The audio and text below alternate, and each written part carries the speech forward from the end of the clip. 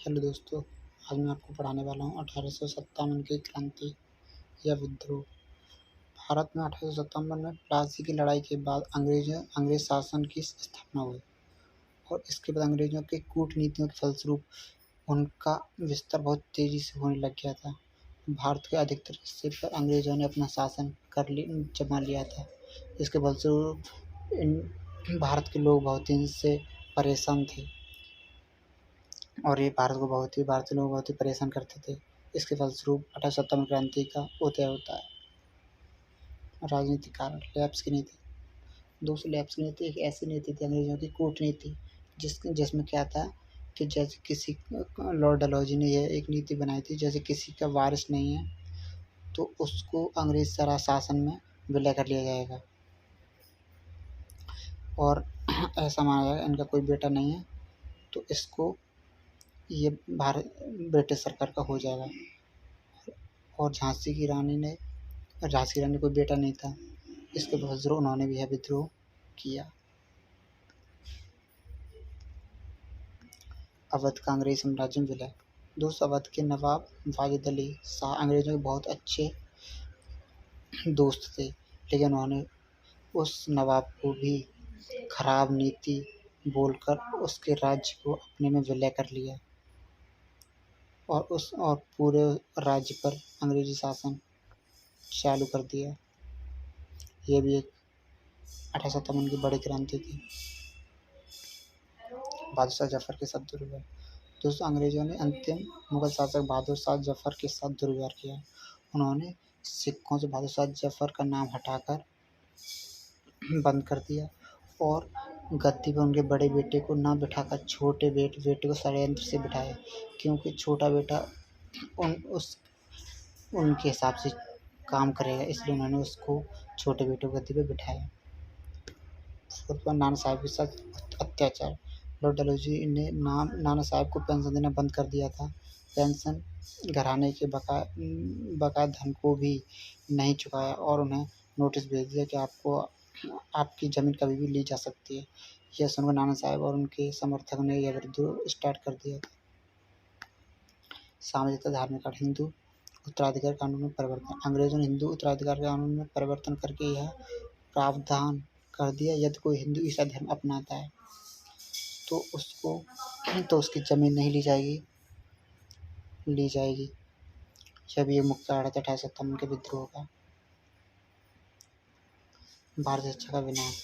अंग्रेज लोग यह चाहते थे अधिकतम भारतीय अशिक्षित रहें, क्योंकि यह शिक्षित हो जाएंगे तो विद्रोह की संभावना बढ़ने लगती है।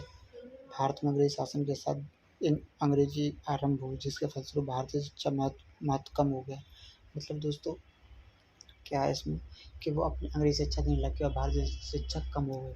इसके फलस्वरूप यह लोगों को पसंद नहीं आया, इसलिए ये भी मुख्य कारण है विद्रोह का। हिंदू धर्म की निंदा। ईसाई धर्म के लोग हिंदू धर्म की बहुत ही निंदा करते थे और उन्होंने यह धारणा बना ली कि ईसाई प्रचार की अनुमति के बिना वे कुछ नहीं कर सकते थे। हिंदू लोग ईसाई धर्म की अनुमति के बिना कुछ नहीं कर सकते थे और वो आवाज़ भी उठा सकते थे, क्योंकि ब्रिटिश सरकार की शासन था, वो कुछ नहीं कर सकते थे और ऐसा वो करते तो उन्हें मारा जाता था। ये भी मुख्य कारण है 1857 विद्रोह। अंग्रेजी स्कूलों का प्रभाव। अंग्रेजों ने भारत में अनेक स्कूल खोले, परंतु इन स्कूलों के पश्चात ईसाई धर्म की शिक्षा अधिक दी जाती थी। फलस्वरूप हिंदू और मुसलमान लोग यह समझने लगे कि ये तो अपना प्रचार कर रहे हैं या ये तो हमारे बच्चों को ईसाई बनाना चाहते हैं। ये भी मुख्य कारण था। ठीक दोस्तों, ध्यान से देखना बस। आर्थिक कारण। कृषि का विनाश और भूमि कर में वृद्धि। भारत में अंग्रेजी शासन के कारण कृषि अत्यधिक बिगड़ गई थी और अंग्रेज सरकार ने इस पर कोई ध्यान नहीं दिया, बस केवल उन्हें लाभ प्राप्त करने का हमेशा उन्होंने प्रयास किया और खेती सुधारने का उन्होंने कभी प्रयास नहीं किया। और उन्होंने दोस्तों कर भी बढ़ा दिया था, मतलब और ज़्यादा टैक्स लेना उन्होंने शुरू कर दिया था। इसके फलस्वरूप किसानों को बहुत दिक्कत आ रही थी। ये भी एक मुख्य कारण है 1857 क्रांति का। में अकाल। दोस्तों, भारत में अंग्रेजी शासन में बार अकाल पड़े, जिससे आम जनता और किसानों की दशा बहुत खराब हुई। 1857 से 1870 से पहले 7 बार अकाल पड़ चुके थे, लेकिन ब्रिटिश सरकार को कोई फ़र्क नहीं पड़ा इंडिया में अकाल पड़ रहे हैं। ये भी एक मुख्य कारण था लोगों के गुस्सा होने का। भारत में खाद्य पदार्थ का निर्यात।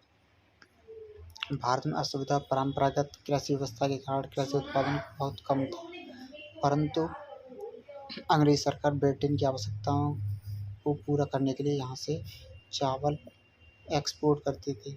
उन्हें भारत की चिंता नहीं थी, ये भी मुख्य कारण था। भारतीय लोग भूखे थे। सैन्य कारण। भारत में ब्रिटिश सरकार ने बड़े पैमाने पर भारतीयों को सेना में भर्ती किया, परंतु अंग्रेजों ने भारतीयों के लिए एक ऐसे कानून बना दिए, कठोर कानून बना दिए, जैसे कि लॉर्ड कैनिंग ने यह कानून बना दिया कि भारतीय सेना को ब्रिटेन में जाना अनिवार्य है, मतलब ब्रिटेन में ड्यूटी करेंगे। और ब्रिटेन ड्यूटी करना भारतीय सैनिकों को पसंद नहीं था, क्योंकि वहाँ पे उनका धर्म नष्ट हो जाता, उन्हें मांस मदिरा खानी पड़ती, इसलिए उन्हें जाना पसंद नहीं था। और उनका एक वो कारण था कि जो बंदूक थी, बंदूक उसके जो उन्होंने कैप लगाए थे वो गाय और सूअर की चर्बी के थे, जिसे उन्हें दांत से खोलना पड़ता था। और ऐसा सैनिकों को पता चल गया, जिसके फलस्वरूप उन्होंने विद्रोह स्टार्ट कर दिया था 1857 का। ठीक है दोस्तों, विद्रोह परिणाम।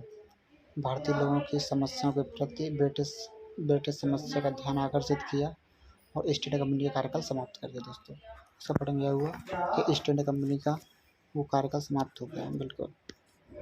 भारत में इस विद्रोह के कारण अंग्रेजों और भारतीयों के बीच आपसी गहराई में वृद्धि हुई। भारत में इस विद्रोह के कारण अंग्रेजों और भारतीयों के बीच आपसी गहराई में वृद्धि हुई। ठीक है दोस्तों, क्योंकि भारतीय इनका पसंद नहीं था, इसलिए उन्हें भारत के दिलों में आक्रोश था। अंग्रेजों ने विद्रोह दबाने के लिए विभिन्न तरीके अपनाए, जैसे उन्होंने भारतीयों अंग्रेज शासन से विश्वास समाप्त हो गया भारतीयों का, अंग्रेज शासन समाप्त हो गया भारतीयों।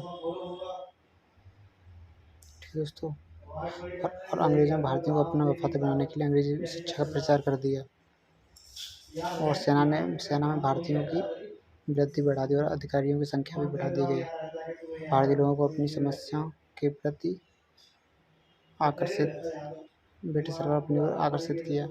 भारत में इस विद्रोह के कारण लोगों को अपने अधिकार और स्वतंत्रता के प्रति ज्ञान प्राप्त हुआ। थैंक यू दोस्तों।